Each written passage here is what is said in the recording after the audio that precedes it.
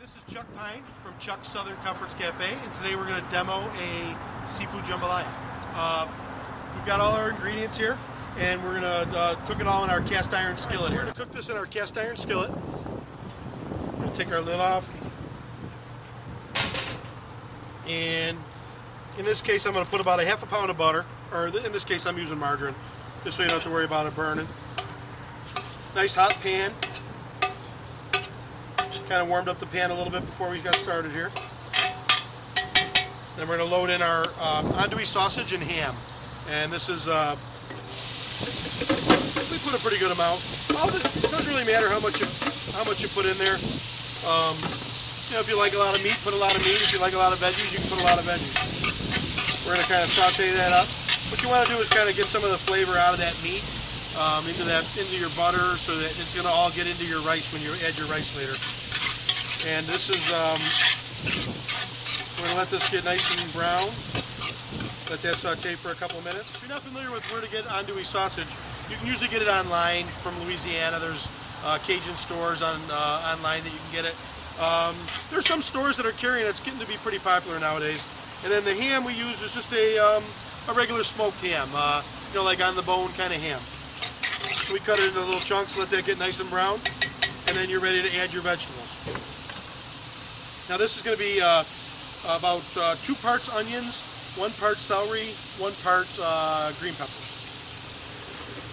And we like to add a pretty lot of veggies. It's kind of a nice touch. You're going to let those kind of cook up, get them in there with that meat.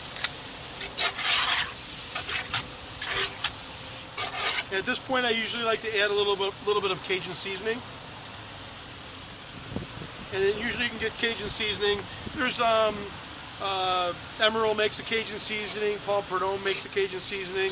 I'll have a recipe for my Cajun seasoning on my website that you can use if you are looking for something. Now I'm also going to add my garlic. That's chopped garlic. Maybe 10 cloves. If you like a lot of garlic, put a lot of garlic. This recipe is real simple. Just if you like something, put it in there. If you don't put so much. We like to saute that up a little bit.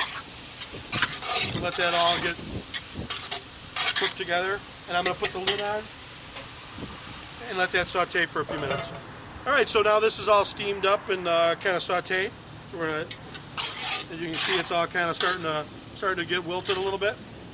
And you got all your butter. You're starting to get more juice now too. And that's all juice coming out of that meat. That's going to add flavor to your rice. So now we're going to add our rice. In this case, I use 3 cups, but it's you can just go off the recipe that I come up with. I do everything by taste. So here we're going to go 3 cups of rice. Now you want to let this saute, kind of like a rice pilaf. You're going to want to let this kind of get coated with butter, maybe brown up a little bit on the bottom of the pan.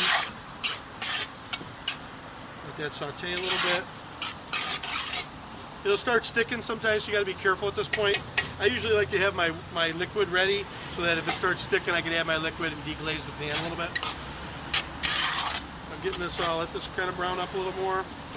At this point, I like to add my tomato paste. Now, tomato paste is, it can vary on how much I put in. I like a pretty good amount of tomato paste, so we're going to add that in. A couple big scoops of tomato paste. The jambalaya that I do is usually a little more tomatoey, a tomato-based jambalaya. It's pretty red. There's also ones that are made with roux. I like the tomato-based ones better. The reason I add my tomato paste now is because it's easier to kind of break it up a little bit. If you add it once the water's in there, then it ends up having, it's tough to get it to blend with the water because it's kind of clumpy. So as you can see, we're kind of making it into a big paste. Big tomato paste sausage mix. And it's got all your rice in there. Now we added 3 cups of rice. We're going to add, I like to add, usually it's like 2 to 1. I usually, 2 parts rice, I'm sorry, 1 part rice, 2 parts water. I usually add a little less than that. I don't like my rice to be too mushy. So I'm going to add, we added 3 cups of rice. I'm going to add 5 cups instead of 6 cups of water.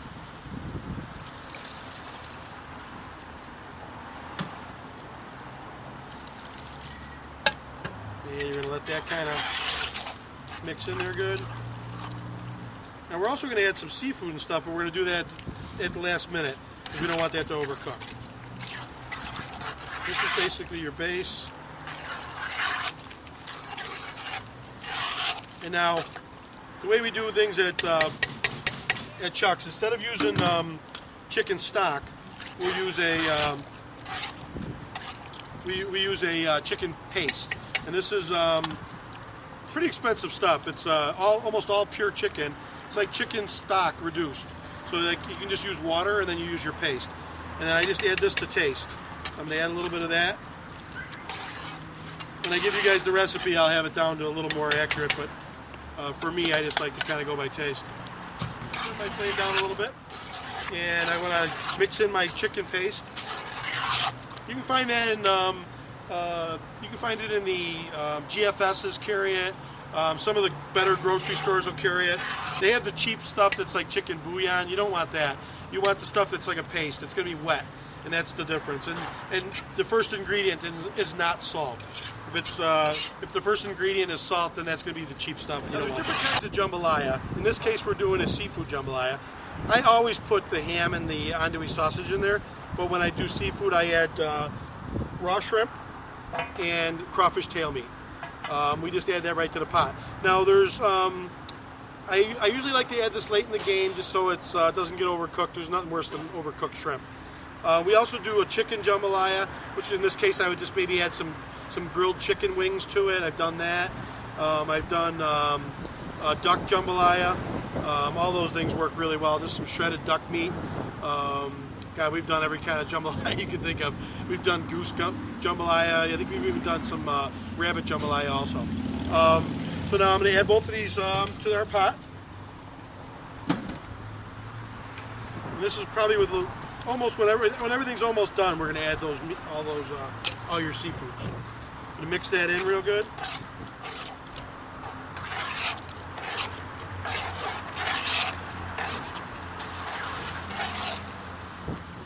And then put our lid back on, let it cook a little bit more, and then it's going to be all set to go. Alright, so we've been simmering for about 15 minutes. Our jambalaya should be ready to go. As you can see, it's kind of sucked up all the water, and that's our consistency. You could use a little less tomato if you like a little less tomato, or go more tomatoey like we do here at Chuck's. If you're looking for the recipe, chuckscafe.com. We've got all the recipes right on there. Thanks, guys. Enjoy it.